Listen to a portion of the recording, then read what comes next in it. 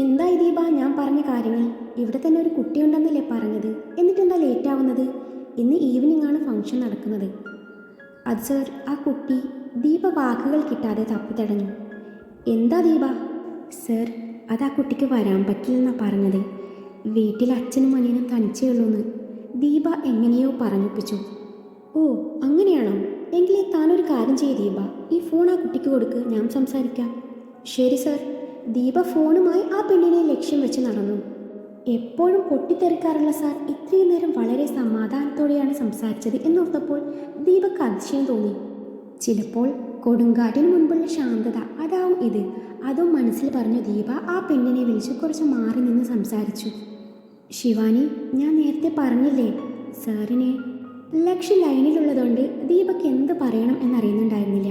പക്ഷെ ദീപ വാക്കുകൾ മുഴുവനാക്കുന്നതിന് മുൻപേ ഇതൊന്നും അറിയാതെ ശിവാനി അല്പം കടുപ്പിച്ച് പറഞ്ഞു. സോറി മാഡം, ഇനിയും എന്നെ നിർബന്ധിക്കരുത്. ഞാൻ ഒരുപാട് തവണ പറഞ്ഞതല്ലേ പറ്റില്ലെന്ന്. പിന്നെ വീണ്ടും എന്തിനാ എന്നെ നിർബന്ധിക്കുന്നത്? അവരൊക്കെ വലിയ ആൾക്കാരാ. പണം കൊടുത്താൽ അവർക്ക് ഭാര്യയായി അഭിനയിക്കാനും കൂടെ കിടക്കാനും എത്രയോ പേരെ കിട്ടുമായിരിക്കും. പക്ഷെ അക്കൂട്ടത്തിൽ എന്നെ കൂട്ടരുത്. ഞാൻ മാന്യമായി ജീവിക്കുന്ന ഒരു പാവം പെണ്ണാണ്, എന്നെ വിട്ടേക്ക്. ഫോൺ കോളിൽ ലക്ഷ്യം ഉണ്ടെന്നറിയാതെയാണ് ശിവാനിക്കാര്യം പറഞ്ഞത്. അവളോട് പറയരുത് എന്ന ദീപ കൈകൊണ്ടും കണ്ണുകൊണ്ടും എന്തൊക്കെ കാണിച്ചുവെങ്കിലും ശിവാനിക്ക് ഒന്നും മനസ്സിലായതുമില്ല. പിന്നെ ദീപക്കും ഒന്നും വ്യക്തമായി പറയാനും പറ്റില്ല. ലൈനിൽ ലക്ഷ്യമുണ്ട്, മുക്കിലും മൂലയിലും ക്യാമറയും ഉണ്ട്. ശിവാനി പറഞ്ഞത് മുഴുവനും വ്യക്തമായി കേട്ട ലക്ഷ് ഫോൺ ഡിസ്കണക്ട് ചെയ്ത് അത്യധികം കോപത്തോടെ അവിടെ ഉണ്ടായിരുന്ന ഫ്ലവർ വേസ് എറിഞ്ഞ് തകർത്തു. എന്ത്? വെറും മണിക്കൂറുകൾക്ക് ഈ ലക്ഷ് മഹാദേവന്റെ ഭാര്യയായി അഭിനയിക്കാൻ അവൾക്ക് സമ്മതമല്ലെന്നോ?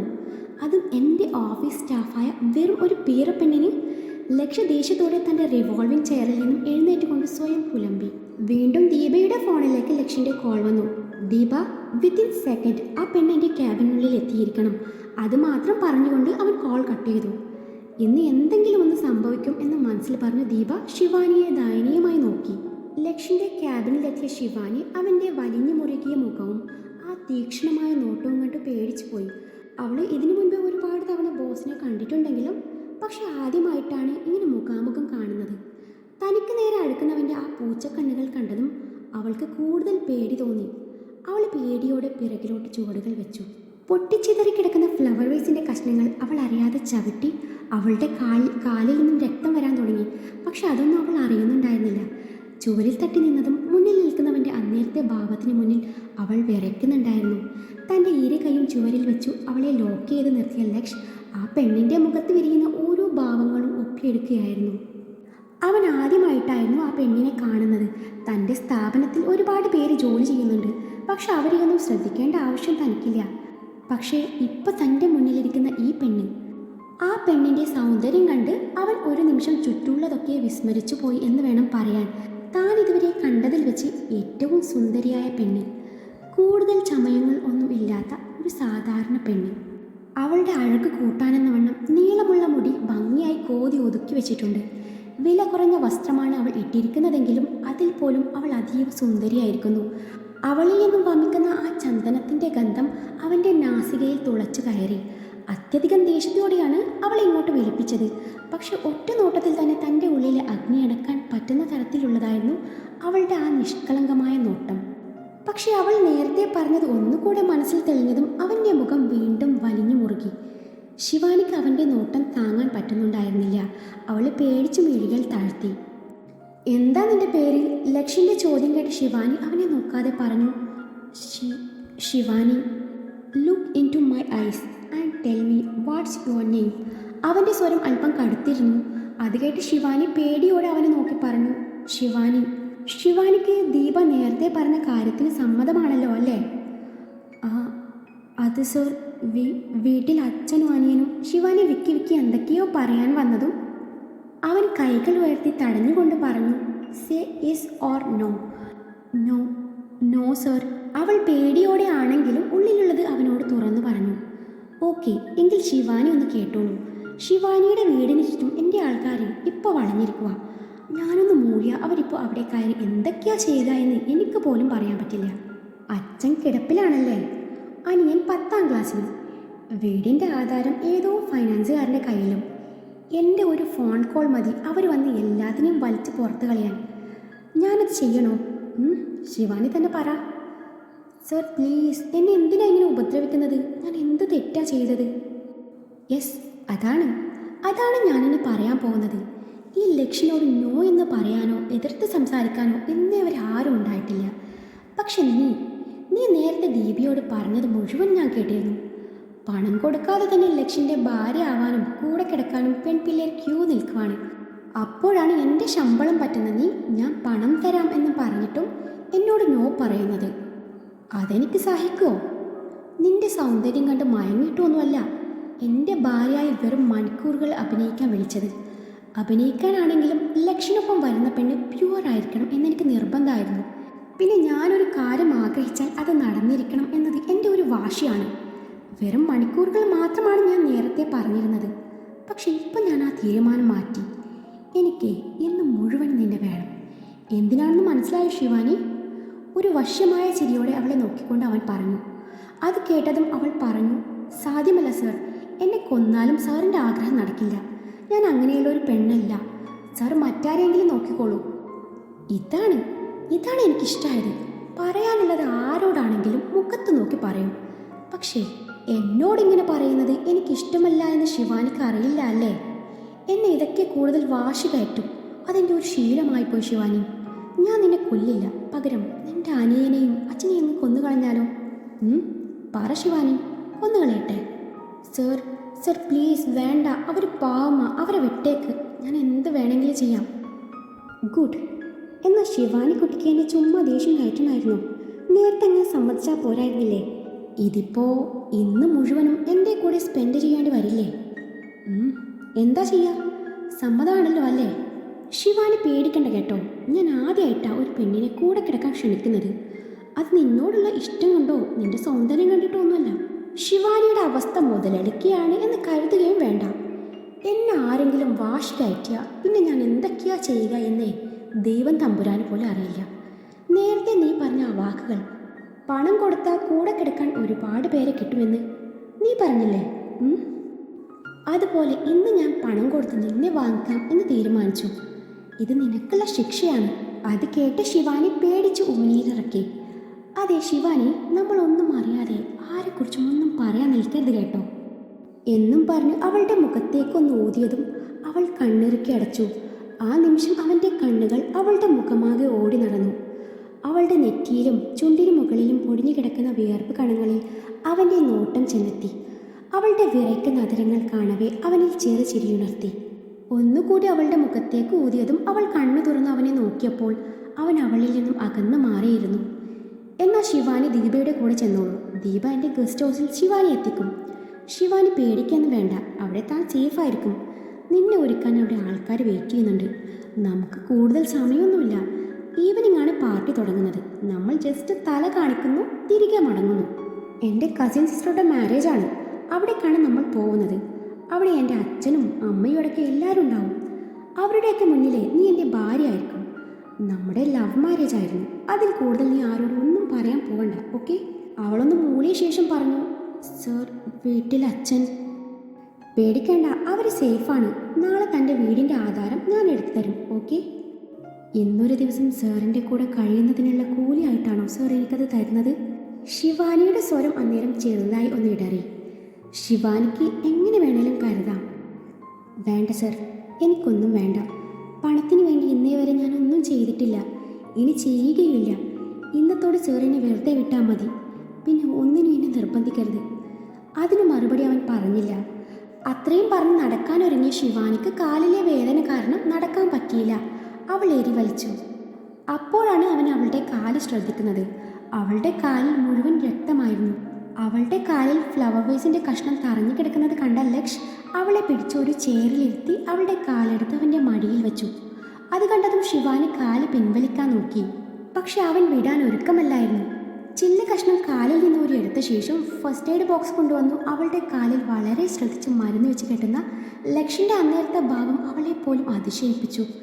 ചില്ലി കഷ്ണം ഊരിയെടുത്ത ശേഷം ബ്ലഡ് ക്ലീൻ ചെയ്ത അവൻ അവളുടെ കണ്ണ് നിറയുന്നത് കണ്ടതും അവളുടെ കാലിൽ ഊതി കൊടുത്തു. അന്നേരം അവൾ അവനെ നോക്കിയിരുന്നു പോയി. കുറച്ചു നിമിഷം മുന്നേ വരെ തന്നെ ചുട്ടരിക്കാനുള്ള ദേഷ്യത്തോടെ നോക്കിയിരുന്ന ആ കണ്ണുകളിൽ ഇപ്പോൾ മറ്റെന്തൊക്കെയാണ്? അവൾ ചിന്തിക്കുകയായിരുന്നു. അവളുടെ ആ വെളുത്ത കാലും നീണ്ടു മെലിഞ്ഞ വിരലുകളും നെയിൽ പോളിഷ് ഇടാത്ത വൃത്തിയുള്ള നഖവും കണ്ടതും അവൻ ഒരു നിമിഷം അവളുടെ കാലിൻ്റെ ഭംഗി ആസ്വദിച്ചു നിന്നു. ശിവാനി, ഒന്നുമില്ല, പേടിക്കണ്ടെന്നേ, കഴിഞ്ഞു. ഈ മരുന്ന് വെച്ചാൽ വേദന കുറഞ്ഞോളും എന്നും പറഞ്ഞ് അവളുടെ മുറിവിലേക്ക് മരുന്ന് വെച്ചപ്പോൾ നീറ്റൽ കാരണം അവൾ അറിയാതെ അവൻ്റെ കയ്യിൽ പിടുത്തമിട്ടിരുന്നു. പിന്നെ മുറിവ് ഡ്രസ് ചെയ്ത് കഴിഞ്ഞപ്പോഴാണ് അവൾക്ക് ബോധം വരുന്നത്. ഒരുതരം പിടച്ചിലോടെ അവൾ അവനിൽ നിന്നും പിടിവിട്ടു. എന്താ ശിവാനി ഇത്, ശ്രദ്ധിച്ച് നടക്കണ്ടേ? ഇന്ന് നമുക്ക് പാർട്ടിക്ക് പോവേണ്ടതല്ലേ? ഇനിയിപ്പോൾ ഞാൻ ഇയാളെ കയ്യിലെടുത്ത് പോവേണ്ടി വരുമല്ലോ. അവളുടെ കണ്ണിലേക്ക് നോക്കി അവനത് പറയുമ്പോൾ അവൾ അവൻ്റെ നോട്ടം പാടെ അവഗണിച്ചിരുന്നു. ദീപയെ വിളിച്ചു ശിവാനിയെ ഗസ്റ്റ് ഹൗസിലേക്ക് കൊണ്ടുവിടാൻ പറഞ്ഞു. ലക്ഷ് റിവോൾവിംഗ് ചെയറിൽ കണ്ണടച്ചിരുന്നു. അന്നേരം അവൻ്റെ മുന്നിൽ നിറഞ്ഞു നിന്നത് ഭയത്തോടെ തന്നെ ഉറ്റുനോക്കുന്ന ആ മാൻപയുടെ മിഴികളായിരുന്നു. വിറകൊള്ളുന്ന ആ കുഞ്ഞതിരങ്ങളായിരുന്നു. ചുവന്നു തൊടുത്ത ആ കവിളുകളായിരുന്നു. ആരും ഇന്നേ വരെ തൻ്റെ മുഖത്ത് നോക്കി മറുത്തൊന്നും പറഞ്ഞിരുന്നില്ല. പറഞ്ഞാൽ ആരുടെ ആയാലും നാക്ക് പിഴുതെറിഞ്ഞിട്ടേ ഉള്ളൂ. പക്ഷെ ഇവളോട് ഒന്ന് ദേഷ്യപ്പെടുക പോലും ചെയ്യാത്ത തനിക്ക് എന്താണ് പറ്റിയത്? ആ നിഷ്കളങ്കമായ നോട്ടം അതാണോ? അല്ലെങ്കിൽ പണം കണ്ടോ ആണിൻ്റെ സൗന്ദര്യം കണ്ടോ മഞ്ഞൾക്കാത്ത അവളുടെ ആ മനസ്സാണോ തന്നെ പലതിൽ നിന്നും പിന്തിരിപ്പിച്ചത്? അഭിനയിക്കുകയാണെങ്കിൽ പോലും എൻ്റെ ഭാര്യയാവാൻ ഏതൊരു പെണ്ണും ആഗ്രഹിക്കുന്ന കാര്യമാണ്. സൗന്ദര്യം കൊണ്ടും പണം കൊണ്ടും അത്രയ്ക്കും ഫേമസ് ആയിട്ടുള്ള യങ് ബിസിനസ്മാനാണ് ലക്ഷ് മഹാദേവ്. എന്നിട്ടും അവൾ മാത്രം അങ്ങനെ പറഞ്ഞെങ്കിൽ ചെറുതായി പേടിപ്പിക്കാൻ വേണ്ടിയാണ് ഇന്ന് മുഴുവനും അവളെ വേണം എന്ന് പറഞ്ഞത്. പക്ഷേ ഇപ്പോൾ തോന്നുക വേണം, ഇന്ന് മുഴുവനും അവളെ തനിക്ക് വേണം. കൂടെ കിടക്കാനല്ല, അവളുടെ ആ പിടക്കുന്ന മിഴികളിൽ നോക്കിയിരിക്കാൻ. പിന്നെ എന്നെ എതിർത്ത് സംസാരിച്ചതിന് ഒരു കുഞ്ഞു ശിക്ഷയും. ഇന്നത്തോടെ നിന്നെ വിടണോ വേണ്ടയോ എന്ന് ഞാൻ തീരുമാനിക്കും Miss Shivani Mohan. Sorry, Mrs Shivani Laksh.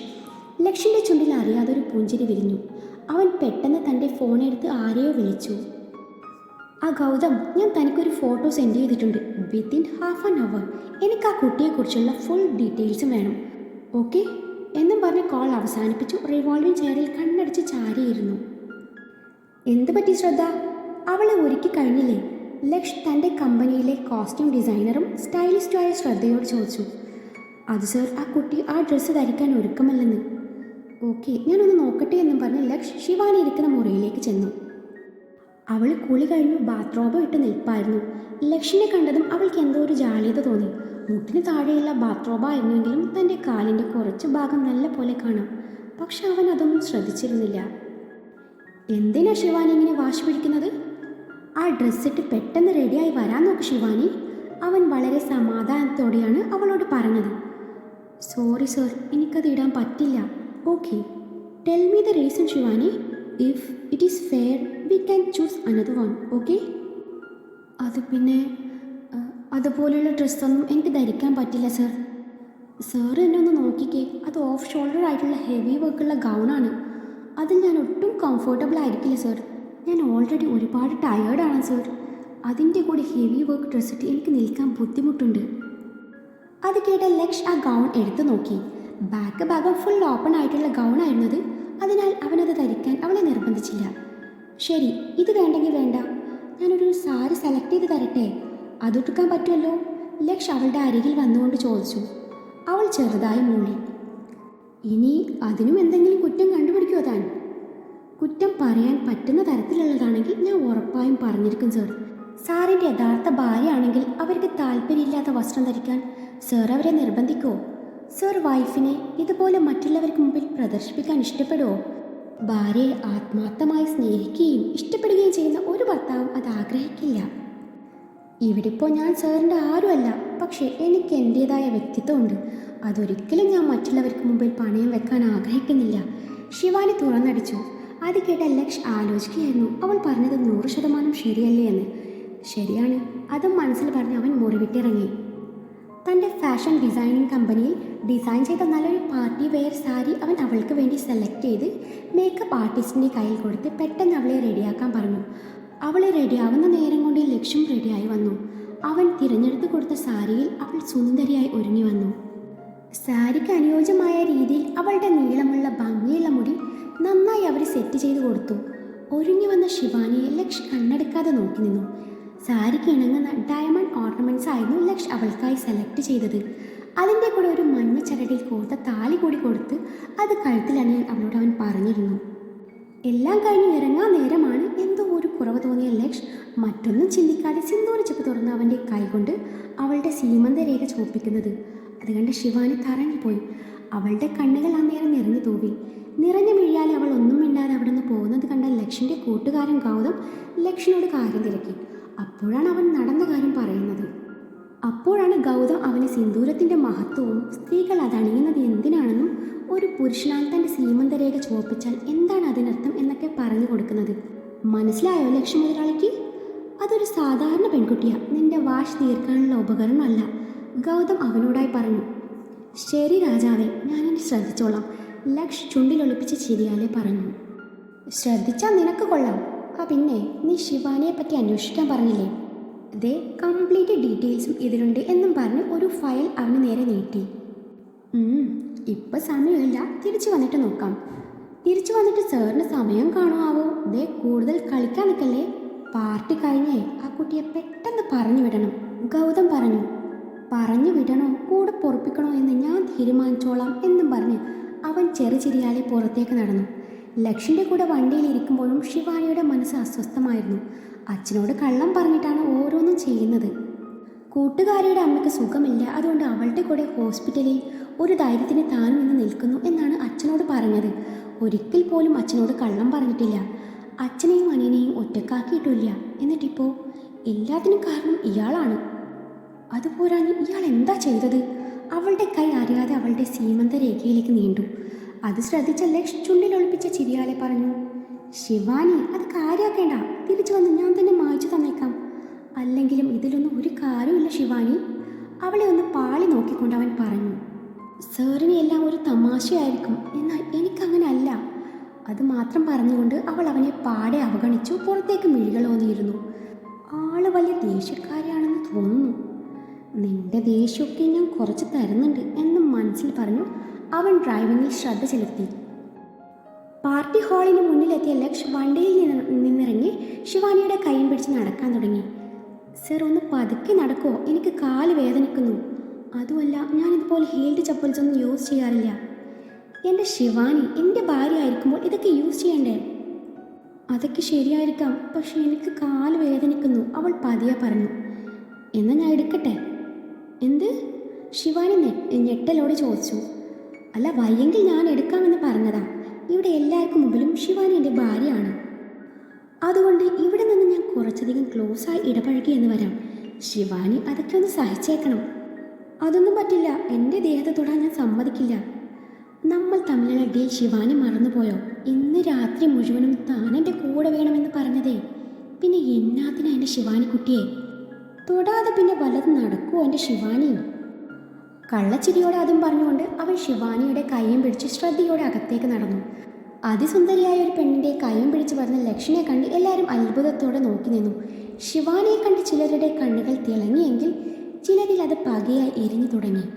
എല്ലാവരും തന്നെ ഉറ്റുനോക്കുന്നത് തിരിച്ചറിഞ്ഞ ശിവാനി നിന്ന് വിയർക്കുന്നത് തിരിച്ചറിഞ്ഞ ലക്ഷ് അവളെ ഇടുപ്പിലൂടെ കൈയിട്ട് ചേർത്ത് നിർത്തി. സർ, എന്തായി കാണിക്കുന്നത്? വീട് എല്ലാവരും ശ്രദ്ധിക്കുന്നു. അവൻ്റെ ആ പിടിയിൽ അസ്വസ്ഥയായ ശിവാനി ലക്ഷിനോട് പതിയെ പറഞ്ഞു. അതിനുവേണ്ടി തന്നെയാണ് ഞാൻ അങ്ങനെ ചെയ്തത്. ലക്ഷിൻ്റെ മറുപടി ശിവാനിയെ ഞെട്ടിച്ചു. സർ, ഇതൊന്നും എനിക്ക് ഇഷ്ടാവുന്നില്ല. ശിവാനി തൻ്റെ ഉള്ളിലെ ഇഷ്ടക്കേട് മടി കൂടാതെ അവന് മുന്നിൽ തുറന്നു കാട്ടി. നിനക്കറിയോ ശിവാനി, ഞാൻ നിന്നോട് എത്ര മാന്യമായിട്ടാണ് സംസാരിക്കുന്നതെന്ന്? നോർമലി ഞാനിങ്ങനെ കൂളായി സംസാരിക്കാറുള്ളത് രണ്ട് വ്യക്തികളോട് മാത്രമാണ്. ഒന്ന് ദേ അവിടെ നിന്ന് നമ്മളെ പുഞ്ചിരിയോട് നോക്കുന്ന എൻ്റെ അമ്മയോടും, മറ്റൊന്ന് എൻ്റെ കൂട്ടുകാരൻ ഗൗതമിനോടും. അതുകൊണ്ട് ശിവാനി എന്നെ ദേഷ്യം പിടിപ്പിക്കാതെ പെട്ടെന്ന് വരാൻ നോക്കൂ എന്നും പറഞ്ഞ് അവളുടെ ഇടുപ്പിൽ അമർത്തിപ്പിച്ച്. അന്നേരം വേദന കൊണ്ട് അവളെ നീങ്ങിപ്പോയി. എന്തായത് സർ, എനിക്ക് ശരിക്കും വേദനിച്ചു. എന്നെ എതിർത്താ ഇതുപോലെ വേദന മാത്രമായിരിക്കും ശിവാനിക്ക് ഉണ്ടാവുക. അതുകൊണ്ട് ശിവാനി കുട്ടി, ഞാൻ പറയുന്നതനുസരിച്ച് കൂടെ വരാൻ നോക്ക് എന്നും പറഞ്ഞപ്പോൾ നിറയാൻ വെമ്പെന്ന മിഴികളെ ശാസിച്ചു നിർത്തി അവനെ കടുപ്പിച്ച് നോക്കി. ഇടയ്ക്കിടെ നിന്നിൽ നിന്നുണ്ടാവുന്ന ഈ നോട്ടം നിന്നെ ഒന്നുകൂടെ സുന്ദരിയാക്കുന്നുണ്ട് ശിവാനി. അതും പറഞ്ഞ് അവൾക്കൊരു സൈറ്റടിച്ച് അവളെയും കൊണ്ട് മറ്റാരെയും ശ്രദ്ധിക്കാതെ വധുവരന്മാർക്കരികിലെത്തി. ലക്ഷിനെ കണ്ടതും കല്യാണ പെണ്ണായ നിത്യ നിറഞ്ഞ ചിരിയോടെ അവനെ സ്വീകരിച്ചു. ലക്ഷ് അവളെ ഹഗ് ചെയ്തു. ലക്ഷിനോട് ഒട്ടി നിൽക്കുന്ന പെണ്ണിനെ നിത്യ നോക്കി നിന്നു. ചേട്ടാ, ഇതാണോ ചേട്ടനെന്ന് പറഞ്ഞ ഡ്രീം ഗേൾ? എന്തൊരു ക്യൂട്ടാണ് ചേച്ചി, നിത്യ ശിവാനിയെ നോക്കി പറഞ്ഞു. ചേച്ചിയല്ല, ചേട്ടത്തി. ഇതാണ് മിസ്സിസ് ശിവാനി ലക്ഷ്. അത് പറഞ്ഞ് ശിവാനിയെ ചേർത്ത് പിടിച്ചു. അന്നേരം ശിവാനി ഒന്ന് ചിരിക്കാൻ ശ്രമിച്ചു. എങ്ങനെയുണ്ട്, കൊള്ളാവോ എൻ്റെ സെലക്ഷൻ? പിന്നല്ലാതെ, ദേ ആ മേഘ ഇഞ്ചി കടിച്ച പോലെ ആയിട്ടുണ്ട്. ചേട്ടാ കണ്ണ് തട്ടാതെ നോക്കിക്കോ. അത് ഞാൻ ശ്രദ്ധിച്ചോളാം. നീ ഇപ്പോൾ നിന്റെ ചെറുക്കനെ ശ്രദ്ധിക്കാൻ നോക്ക്. പാവം അവിടെ പോസ്റ്റായി നിൽക്കുന്നത് കണ്ടില്ലേ? കുറച്ച് പോസ്റ്റ് ആവട്ടെ. ആളുടെ ഫ്രണ്ട്സ് വന്നപ്പോൾ ഞാനും കുറേ നേരം പോസ്റ്റായി നിന്നിട്ടുണ്ട്. അല്ല പിന്നെ, അതും പറഞ്ഞ് നിത്യ ശിവാനിയോട് സംസാരിക്കാൻ തുടങ്ങി. ലക്ഷ് വധുവിനെയും വരനെയും ആശംസ അറിയിച്ചു. ലക്ഷ് കൊടുത്ത ഡയമണ്ട് റിംഗ് ശിവാനി നിത്യയുടെ വിരലിൽ അണിയിച്ചു. ഇതൊക്കെ കണ്ടതും മേഘയ്ക്ക് സഹിക്കാൻ പറ്റിയില്ല. അവൾ ദേഷ്യം കടിച്ചമർത്തി. സ്റ്റേജിൽ നിന്ന് ഇറങ്ങിയ ലക്ഷിന് നേരെ ലക്ഷിൻ്റെ മാതാപിതാക്കളും അടുത്ത ബന്ധുക്കളും വന്നു. കൂടെ മേഘയുണ്ടായിരുന്നു. ആളൊഴിഞ്ഞ ഒരു ഭാഗം നോക്കി അവർ സംസാരം ആരംഭിച്ചു. ലക്ഷ്, എന്താ ഇത്? എന്ത് തോന്നിയാസവും കാണിക്കാമെന്നായോ? ഏതായി പെൺകുട്ടി? ലക്ഷിൻ്റെ അച്ഛൻ മഹാദേവൻ ഗൗരവത്തിൽ ചോദിച്ചു. ഇതെൻ്റെ ഭാര്യ ശിവാനി. ലക്ഷ് ശിവാനിയെ ചേർത്ത് പിടിച്ചുകൊണ്ട് പറഞ്ഞു. ഭാര്യയോ? അതിന് നിങ്ങളുടെ കല്യാണം എന്നാണ് കഴിഞ്ഞത്? ഇത്തവണ ചോദിച്ചത് ലക്ഷിൻ്റെ വല്യച്ഛനാണ്. സോറി, എനിക്ക് ആരെയും അറിയിക്കാൻ പറ്റിയില്ല. 2 ദിവസം മുന്നേ ആയിരുന്നു ഞങ്ങളുടെ വിവാഹം. അമ്പലത്തിൽ വെച്ച് ചെറിയൊരു രീതിയിൽ ഒരു താലി കെട്ടി. പിന്നെ വേറെ ചടങ്ങൊന്നുമില്ലായിരുന്നു. ലക്ഷ് മറുപടി നൽകി. ഡാ മോനെ, നീ ഏതോ ഒരു പെണ്ണിനെയും വിളിച്ചുകൊണ്ട് വന്നാൽ ഞങ്ങളത് അംഗീകരിച്ച് തരും എന്ന് കരുതുന്നുണ്ടോ? ആണുങ്ങളെ വല വീശി പിടിക്കാൻ ഓരോരുത്തിമാർ ഇറങ്ങിക്കോളും. ഇവളുടെ സൗന്ദര്യം കണ്ടപ്പോൾ നീ ഞങ്ങളേക്കങ്ങ് മറന്നുപോയോ? എൻ്റെ മോള് മേഘ നിനക്ക് വേണ്ടി പറഞ്ഞു വെച്ച പെണ്ണാണെന്ന് നിനക്ക് അറിഞ്ഞുകൂടെ? ലക്ഷിൻ്റെ അപ്പച്ചിയായിരുന്നു അത് പറഞ്ഞത്. അത് കേട്ടതും ശിവാനിയുടെ കണ്ണ് നിറയാൻ തുടങ്ങി. അത് ലക്ഷി കാണുകയും ചെയ്തു. അപ്പച്ചി, ഞാൻ ആർക്കും വാക്ക് കൊടുത്തിട്ടില്ല, ആരെയും മോഹിപ്പിച്ചിട്ടില്ല. അതുകൊണ്ട് അപ്പച്ചി, മോൾക്ക് നല്ല ആലോചനങ്ങാനും വന്നാലേ പെട്ടെന്ന് കെട്ടിച്ചു വരാൻ നോക്ക്. പിന്നെ അപ്പച്ചിക്ക് ആരെങ്കിലും വാക്ക് തന്നിട്ടുണ്ടെങ്കിലേ ഞാൻ അതിന് ഉത്തരവാദിയല്ല കേട്ടോ. ഞാൻ മുമ്പും പറഞ്ഞതാണ് മേഘയെ കെട്ടാൻ എനിക്ക് താല്പര്യമില്ലെന്ന്. പിന്നെ ഈ ഒരു കാര്യം കൂടി അപ്പച്ചി ഓർത്തിരിക്കുന്നത് നല്ലതാണ്. ശിവാനി എൻ്റെ ഭാര്യയാണ്. ശിവാനിയെക്കുറിച്ച് ഇപ്പോൾ നിങ്ങൾ പറഞ്ഞത് ഞാനും ക്ഷമിച്ചു. ഇനി എങ്ങാനും അപ്പച്ചിയുടെ വായിൽ നിന്ന് ഇതുപോലെ വല്ലതും വീണ പിന്നെ ഞാൻ വളരെ മോശമായിട്ടായിരിക്കും പ്രതികരിക്കുക. അന്ന് നിങ്ങൾ എൻ്റെ അപ്പച്ചിയാണെന്നോ പ്രായത്തിൽ മൂത്തതാണെന്നോ ഉള്ള പരിഗണനയൊന്നും കിട്ടിയെന്ന് വരില്ല. ഓ പിന്നെ നീ ഈ പെണ്ണിന് വേണ്ടി ഞങ്ങളെങ്ങ് മൂക്കിക്കേറ്റി കളയും. രജനി അപ്പച്ചി വീണ്ടും ലക്ഷിനെ വാശി കയറ്റി. നിന്നെ ഇവൾ എന്ത് തന്നിട്ടാടാ മയക്കിയത്? കണ്ടില്ലേ പഞ്ചപാവം പോലെ നിൽക്കുന്നത്? നിന്റെ കയ്യിലെ പൂത്ത കാശ് കണ്ടുകൂടിയതാവും ഈ പെണ്ണ്. നിന്റെ കൂടെ കൂടിയതുപോലെ നിന്നെ മടുക്കുമ്പോൾ ഇവൾ വല്ലോരുടെ കൂടെ പോവില്ല എന്ന് ആര് കണ്ടു? തൊട്ടടുത്തിരിക്കുന്ന മേഘയുടെ കവളിൽ ആഞ്ഞടിച്ചുകൊണ്ടാണ് ലക്ഷ് അതിന് മറുപടി പറഞ്ഞത്. അടി കിട്ടിയ മേഘ കവള് പൊത്തിപ്പിടിച്ചു ശിവാനിയെ ദഹിപ്പിച്ചു നോക്കി അവിടുന്ന് പോയി. നീ എൻ്റെ മോളെ തല്ലിയല്ലേ? രജനി അപ്പച്ചി വിടാൻ ഒരുക്കമല്ല. ആ തല്ല് അപ്പച്ചിക്ക് കിട്ടേണ്ടതായിരുന്നു. പ്രായത്തെ മാനിച്ചു ഞാനത് മോൾക്ക് കൊടുത്തു, അത്രയേ ഉള്ളൂ. എൻ്റെ പെണ്ണിനെ കരയിച്ചാലേ ആരായാലും ഞാൻ പ്രതികരിക്കും. ഒരു പെൺകോന്തം വന്നിരിക്കുന്നു. രജനി പിറുപിറുത്തു അവിടെ നിന്ന് പോയി. ലക്ഷ്, നീ നിലമറന്ന് പെരുമാറുന്നു. ഇതാണോ മഹാദേവ നീ മകന് പഠിപ്പിച്ച സംസ്കാരം? മൂത്തവരോട് പറയേണ്ട കാര്യങ്ങളാണോ ഇവൻ പറഞ്ഞതൊക്കെയും? ഒരുത്തി വന്ന് കയറിയില്ല, അതിനു മുൻപേ അവന് രക്തബന്ധത്തിൻ്റെ വില മറന്നു തുടങ്ങി. വല്യച്ഛനും ദേഷ്യത്തിൽ അവിടുന്ന് പോയി. അതുകൊണ്ട് ലക്ഷിൻ്റെ അച്ഛൻ ശിവാനിയുടെ നേരെ തിരിഞ്ഞു. അന്നേരം പേടിയോട് ശിവാനിയുടെ കൈ ലക്ഷിൻ്റെ കയ്യിൽ മുറുകി. അവൻ്റെ അച്ഛൻ ശിവാനിയോട് ചോദിച്ചു, കുട്ടിയുടെ അച്ഛൻ എന്താ ജോലി? ഇപ്പോൾ ജോലിക്കൊന്നും പോണില്ല, കിടപ്പില. അവളെ എങ്ങനെയോ പറഞ്ഞൊപ്പിച്ചു. ഓ, അപ്പോൾ ബിലോ പോവേർട്ടി ലൈനാണല്ലേ? അതുപോട്ടെ, കുട്ടിയുടെ ക്വാളിഫിക്കേഷൻ എന്താണ്? ഡിഗ്രി. ഡിഗ്രി? അയാൾ പുച്ഛിച്ച് തള്ളി. മേഘയുടെ ക്വാളിഫിക്കേഷൻ എന്താണെന്ന് അറിയോ കുട്ടിക്ക്? ഇവൻ്റെ കൂടെ ഭാര്യ എന്ന് പറഞ്ഞ് നടക്കാനുള്ള എന്തെങ്കിലും യോഗ്യത കുട്ടിക്കുണ്ടെന്ന് തോന്നുന്നുണ്ടോ? ഈ സൗന്ദര്യം മാത്രം ഉണ്ടായിട്ട് കാര്യമില്ല, വിവരവും വേണം. കുട്ടിക്ക് കോമൺ സെൻസ് എന്ന ഒന്നുണ്ടോ? ഉണ്ടായിരുന്നാൽ കുട്ടി ഇവനെ പ്രേമിക്കുമായിരുന്നില്ല. കുട്ടിയുടെ ഇപ്പോഴത്തെ നിലയ്ക്ക് വല്ല ഓട്ടോക്കാരനോ അല്ലെങ്കിൽ ബസ് ഡ്രൈവറോ ഒക്കെ ആയിരുന്നു ചേരുക. ഇതിപ്പോൾ നമ്പർ 1 ബിസിനസ്മാനായ ലക്ഷിൻ്റെ ഭാര്യ പദവിയാണ് കുട്ടി തട്ടിപ്പറിച്ചെടുത്തിരിക്കുന്നത്. കുട്ടി ഇപ്പോൾ ഉടുത്തതും അണിഞ്ഞതും മുഴുവൻ എൻ്റെ മോൻ്റെ പണം കൊണ്ട് വാങ്ങിയതല്ലേ? ഇതൊക്കെ അണിയാനുള്ള യോഗ്യത കുട്ടിക്ക് ഉണ്ടെന്ന് തോന്നുന്നുണ്ടോ? ഇല്ല, ഒരിക്കലുമില്ല. ഒരു ചൊല്ലില്ലേ കുട്ടി, കൊക്കിനൊതുങ്ങുന്നതേ കൊത്താവൂ എന്ന്. കുട്ടിയുടെ കൊക്കിൽ എൻ്റെ മകൻ ഒരുപാട് കാലം ഒതുങ്ങിയെന്ന് വരില്ല. അവൻ എന്നെ തോൽപ്പിക്കാൻ വേണ്ടിയാണ് ഈ ചെയ്ത് കൂട്ടുന്നതൊക്കെ എന്ന് എനിക്കറിയാം. അച്ഛനെ തോൽപ്പിക്കുന്നത് അവനിപ്പോൾ ഒരു ഹരാണല്ലോ.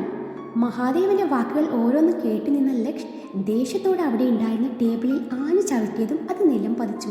അത് കണ്ട മഹാദേവ് അവനെ കടുപ്പിച്ചു നോക്കി. അച്ഛനായി പോയി, അല്ലെങ്കിൽ ഞാൻ വല്ലതും ചെയ്തേനെ, ദേഷ്യം കടിച്ചമർത്തി ലക്ഷ് പറഞ്ഞു. ഉത്തരം മുട്ടുമ്പോൾ ഇതുപോലെ ഓരോന്ന് ചെയ്തു കൂട്ടിയാൽ മതിയല്ലോ. കൊഞ്ചിച്ചു വളർത്തിയതിന്റെ ഗുണം കണ്ടില്ലേ? കണ്ട തെണ്ടിച്ചക്കന്മാരുടെ കൂടെയല്ലേ ഇപ്പൊ നടപ്പ്. ഇങ്ങനെയൊക്കെ ആയില്ലെങ്കിലേ അത്ഭുതമുള്ളൂ. മഹാദേവൻ ഭാര്യയ്ക്ക് നേരെ തിരിഞ്ഞുകൊണ്ട് പറഞ്ഞു. ശേഷം ശിവാനിയെ കടുപ്പിച്ചു നോക്കി അവിടുന്ന് പോയി. ലക്ഷ ശിവാനിയെ ദയനീയമായി നോക്കിയപ്പോൾ അവളുടെ കണ്ണൊക്കെ നിറഞ്ഞു വന്നിട്ടുണ്ട്. അവൾ അന്നേരം വേദന നിറഞ്ഞ ഒരു പുഞ്ചിരി അവന് സമ്മാനിച്ചു. ലക്ഷ്യ മറ്റൊന്നും ആലോചിക്കാതെ അവളുടെ നിറഞ്ഞ കണ്ണ് തുടച്ചു കൊടുത്തുകൊണ്ട് അവളോട് സോറി പറഞ്ഞു. അന്നേരം അവൻ്റെ ഉള്ളിൽ കുറ്റബോധം മാത്രമായിരുന്നു. തൻ്റെ ഒരൊറ്റ ആളുടെ വാശി കാരണം ഒരു തെറ്റും ചെയ്യാതെ ശിവാനിയെ എല്ലാവരും അപമാനിച്ചല്ലോ എന്നോർത്ത് അവന് അന്നേരം ശരിക്കും വിഷമം തോന്നി. എല്ലാം കണ്ടിട്ടും കേട്ടിട്ടും ഒന്നും പ്രതികരിക്കാനാവാതെ നിൽക്കുന്ന തൻ്റെ അമ്മ വനജയെ ലക്ഷ്യം നോക്കി. എന്തേ ഭർത്താവിൻ്റെ പിറകെ പോകുന്നില്ലേ? പൊയ്ക്കോ. എന്നിട്ട് ചൂട് തണുപ്പിക്കാൻ ആളുടെ തലയിലൂടെ നല്ല തണുത്ത വെള്ളം ഒഴിച്ചു കൊടുക്ക്. ഈ അച്ഛൻ എന്താ ഇങ്ങനെ? വല്യച്ഛൻ്റെയും ഉപ്പച്ചിയുടെയും കൂടെ കൂടി അച്ഛൻ ഇത്രയും മോശമായി സംസാരിക്കുമെന്ന് ഞാൻ കരുതിയില്ല. മോനെ കണ്ണ, എനിക്ക് അമ്മക്ക് ഭർത്താവിനെതിരെ ഒരക്ഷരം മിണ്ടാൻ പറ്റില്ലല്ലോ അല്ലേ? ഭർത്താവിന് വിഷമമായെങ്കിലോ അല്ലേ? കണ്ണ മോനെ, അമ്മയെ നീ ഇങ്ങനെ വിഷമിപ്പിക്കല്ലേ. അവരുടെ കണ്ണ് നിറയാൻ തുടങ്ങി. ഇനി അമ്മ അതും കൂടി ഓർത്ത് കണ്ണ് നിറക്കണ്ട. ഞാൻ വിഷമം കൊണ്ട് പറഞ്ഞതാ. അച്ഛനെന്താ എൻ്റെ ഇഷ്ടത്തിന് ഒരു വിലയും കൊടുക്കാത്തത്? എൻ്റെ ലൈഫിനെ കുറിച്ച് എനിക്ക് ചില കാഴ്ചപ്പാടുണ്ട്. ഞാൻ ഇത്രയും കാലം അച്ഛൻ പറഞ്ഞതനുസരിച്ചല്ല ജീവിച്ചത്. എൻ്റെ പഠനം പോലും അച്ഛൻ്റെ ഇഷ്ടത്തിനായിരുന്നില്ലേ. എൻ്റെ ടേസ്റ്റും പ്രിഫറൻസും നോക്കാതെ ഞാൻ അച്ഛൻ സെലക്ട് ചെയ്ത കോഴ്സ് പഠിച്ചു. ഞാൻ എന്ത് ധരിക്കണം, എന്ത് കഴിക്കണം, എപ്പോൾ ഉറങ്ങണം, എപ്പോൾ ഉണരണം, എന്തിന് ഒന്ന് പുറത്തു പോവാൻ വരെ വിടാതെ അച്ഛൻ്റെ ചിറകിനുള്ളിൽ ഒതുക്കി നിർത്തി. എന്നിട്ട് എന്തായി? അച്ഛൻ കാരണം എൻ്റെ 2 വർഷം നഷ്ടമായി. പിന്നെ തോന്നി അച്ഛൻ പറയുന്നത് അപ്പാടെ കേട്ടു നിന്നാൽ ഒന്നും നേടാനാവില്ല. ഇനിയെങ്കിലും എനിക്ക് വേണ്ടി ജീവിക്കണമെന്ന്. പിന്നെ അതൊരു വാശിയായി. എൻ്റെ ആ വാശി എന്നെ ഈ നിലയിലേക്ക് എത്തിച്ചു. ലക്ഷ്യം എന്ന വൻമരം ഉണ്ടായത് അങ്ങനെയാണ്. ഇന്നെൻ്റെ വളർച്ചയ്ക്ക് പിന്നിൽ ആരെങ്കിലും ഉണ്ടെങ്കിൽ അത് ഗൗതം മാത്രമായിരിക്കും. അവനെ കണ്ടുമുട്ടിയില്ലായിരുന്നെങ്കിൽ ഞാനിന്ന് ഭൂമിയിൽ തന്നെ ഉണ്ടാവായിരുന്നില്ല.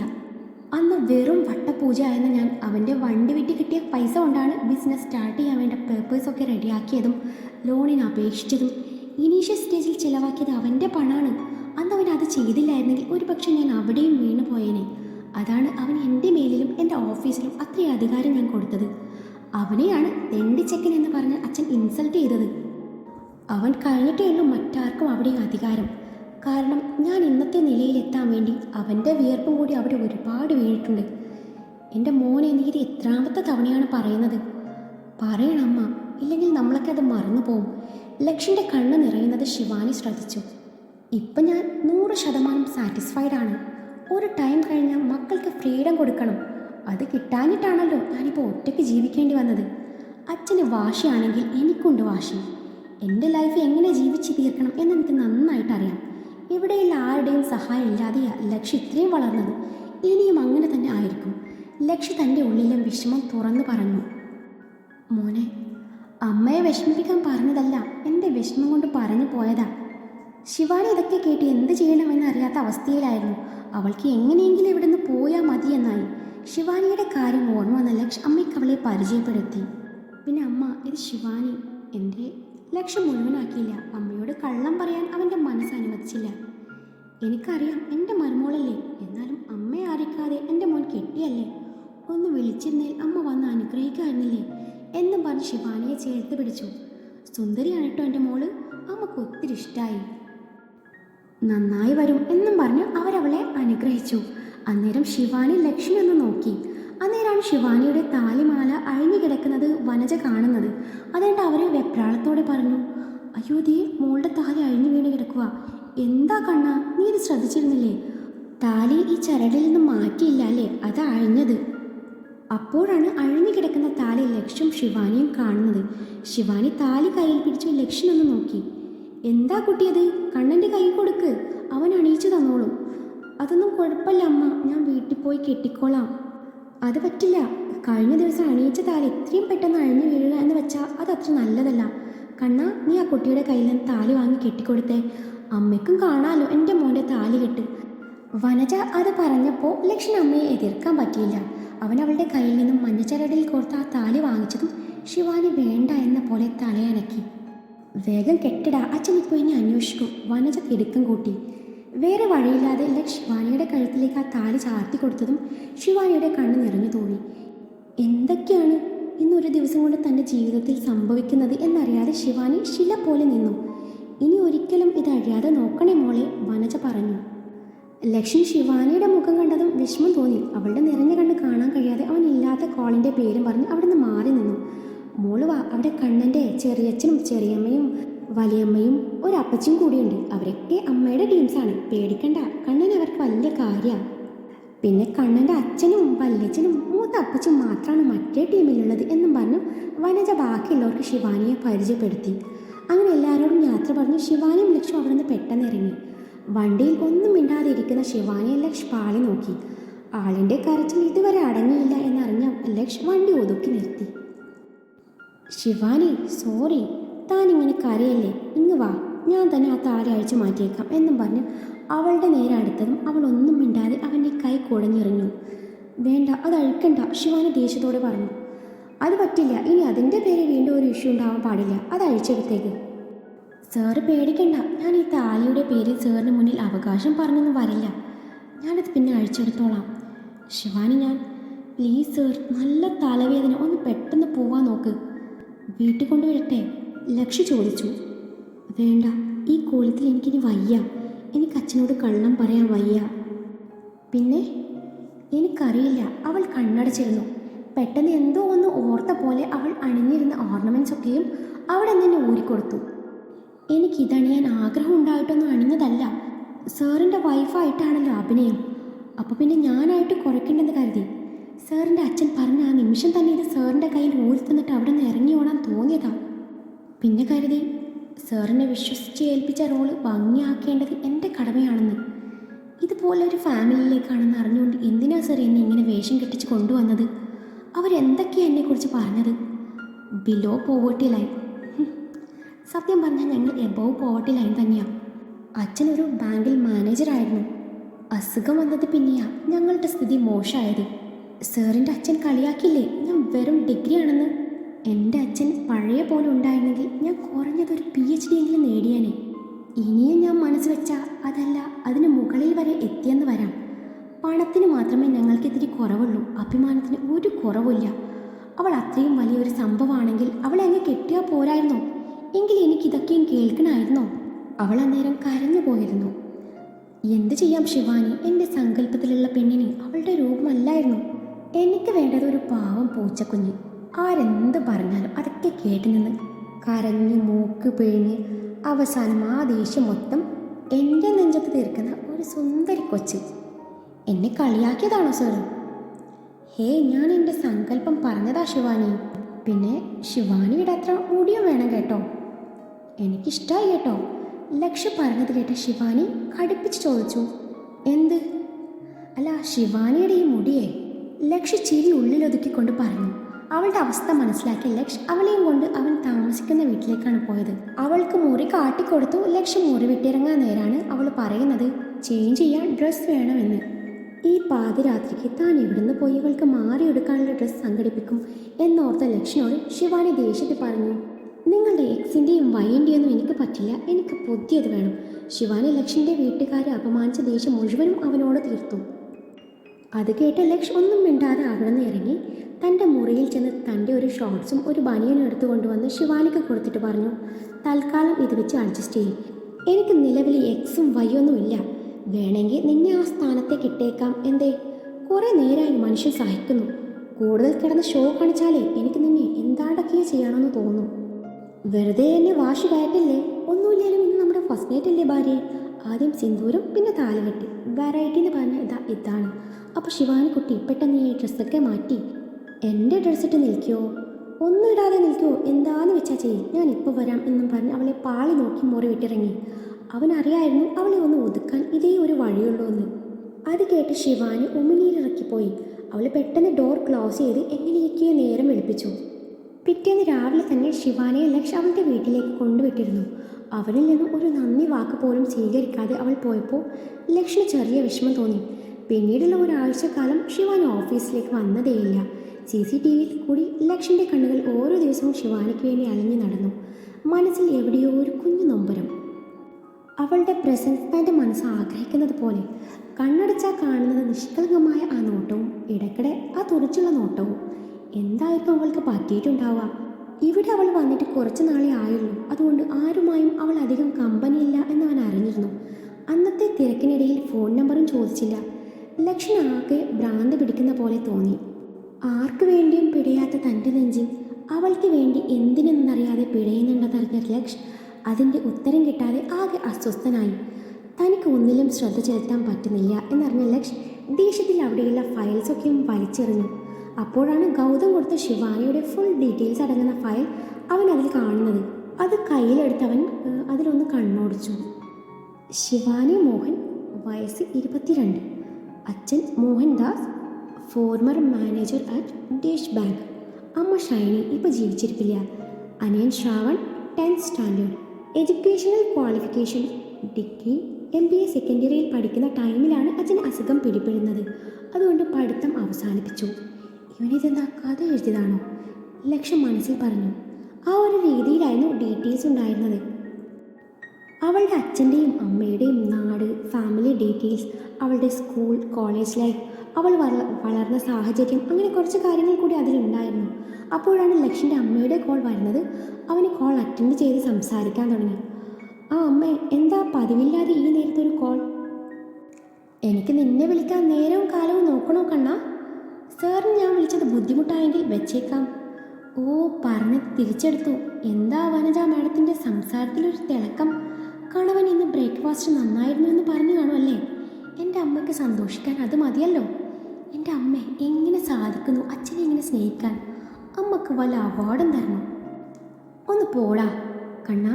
മുത്തശ്ശിക്കേ ശിവാനി മോളെ ഒന്ന് കാണണമെന്ന്. 2 ആഴ്ച കഴിഞ്ഞ് അവിടെ കുടുംബക്ഷേത്രത്തിൽ ഉത്സവം നടക്കുന്നുണ്ടെന്ന് മുത്തശ്ശി 2 പേരെയും കൊണ്ടു ചെല്ലാൻ എന്നോട് പ്രത്യേകം പറഞ്ഞിട്ടുണ്ട്. ഞാൻ അച്ഛനോട് അനുവാദം ചോദിച്ചപ്പോൾ പൊയ്ക്കോളാൻ പറഞ്ഞു. പക്ഷേ നിങ്ങൾ വരുന്ന കാര്യം ഞാൻ പറഞ്ഞിട്ടില്ല. പറഞ്ഞാൽ പിന്നെ 1ഉം 2ഉം പറഞ്ഞ് പിന്നെ വഴക്കായി അവസാനം എൻ്റെ പോക്ക് തന്നെ മുടങ്ങും. എനിക്ക് കുറച്ച് നാൾ നിൻ്റെയും മോളുടെയും എല്ലാവരുടെയും കൂടെ ചെലവഴിക്കണം. അമ്മ എന്തൊക്കെയായി പറയുന്നത്? എനിക്കിവിടെ നിന്ന് മാറി നിൽക്കാൻ പറ്റില്ല. ഞാൻ അത്രയ്ക്കും ബിസിയാണ്. അതുമല്ല, അവൾക്ക് അങ്ങനെ ദൂരെ യാത്രയൊന്നും പറ്റില്ല.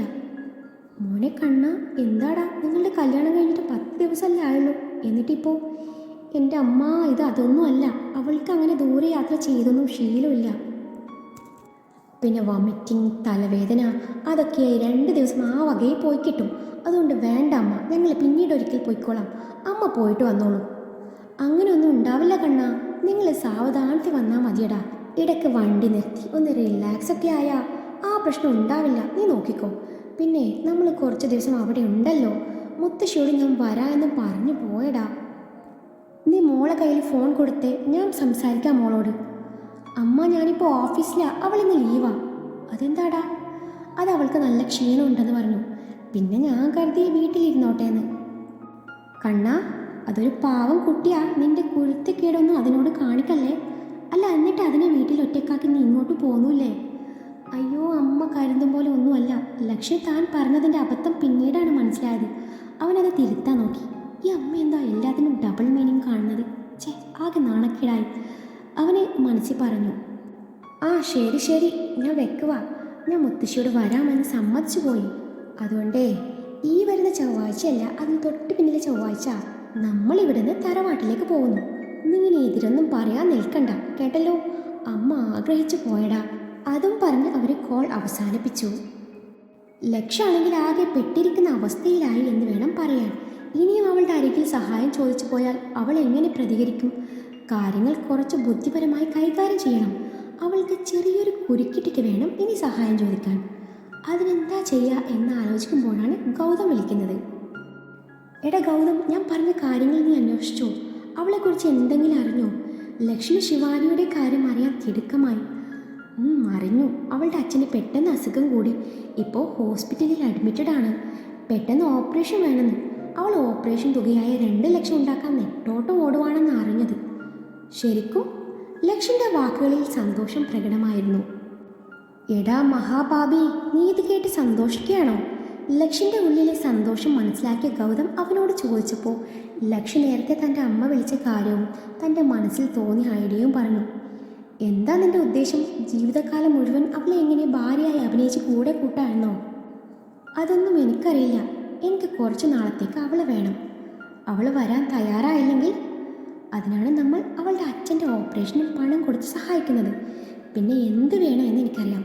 നീ പെട്ടെന്ന് വേണ്ട കാര്യങ്ങൾ ചെയ്യാൻ നോക്ക്, ലക്ഷ് ഗൗതമിനോട് പറഞ്ഞു. എങ്കിൽ അവളെ നിനക്ക് ശരിക്കും കെട്ടിയാൽ പോരെ? പിന്നെ ഇങ്ങനെ അവളുടെ പിന്നാലെ നടന്ന് കഷ്ടപ്പെടേണ്ടി വരുമായിരുന്നോ? അങ്ങനെ പെട്ടെന്ന് കയറിക്കടുത്ത തീരുമാനങ്ങളൊന്നും എടുക്കാൻ പറ്റില്ല.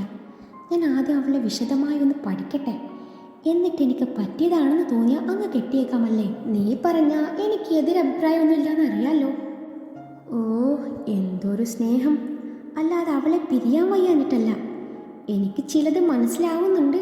എന്ത് മനസ്സിലാവുന്നുണ്ടെന്ന് നീ ചുമ്മാ. ലക്ഷ്യം ഒഴിഞ്ഞു മാറി. മതി മതി. പിന്നെ നിങ്ങളുടെ കെട്ട് നീട്ടിക്കൊണ്ടു പോയാലേ ഒടുവിൽ കെട്ടിന് സാക്ഷ്യം വഹിക്കാം. അന്നേരം നിങ്ങളുടെ കൊച്ചു ഉണ്ടാവോ എന്ന് ആർക്കറിയാം? പിന്നെ തറവാട്ടിൽ ചെന്ന ഒരു മുറിയിലായിരിക്കും പൂർത്തി. പിന്നെ എന്താ നടക്കുക എന്ന് ദൈവം തമ്പുരാനറിയാം. അങ്ങനെയൊന്നും ഉണ്ടാവില്ല. എന്നെ എനിക്ക് വലിയ വിശ്വാസമില്ലെങ്കിലും അവളെ എനിക്ക് നല്ല വിശ്വാസമാണ്. ആളെ പക്കാ ഡീസൻ്റാണടാ. അവളുടെ ശരീരത്തിലെങ്ങാനും തൊട്ടാലേ മുന്നും പിന്നും നോക്കാതെ പ്രതികരിക്കും.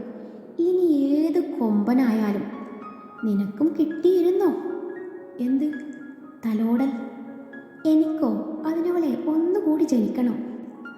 അല്ല, കാര്യങ്ങൾ ഇത്രയും കൃത്യമായി ഗണിച്ച് പറയുന്നത് കൊണ്ട് ചോദിച്ചതാ. നീ വെക്കാൻ നോക്ക് എന്നും പറഞ്ഞ് ഗൗതം അവനെ ഒന്ന് ഊതിവിട്ട് കോൾ അവസാനിപ്പിച്ചു. ശിവാനി, നിനക്ക് എന്നിൽ നിന്നും ഒരു മോചനം ഉണ്ടാവില്ല. നീ എന്നിൽ നിന്നും എത്ര ഓടി ഒളിച്ചാലും ഞാൻ നിന്നിലേക്ക് എത്താനുള്ള വഴികൾ ഓരോന്നായി തേടിയിരിക്കും എന്നും പറഞ്ഞ് ലക്ഷ് വന്യമായി ഒന്ന് പുഞ്ചിരിച്ചു.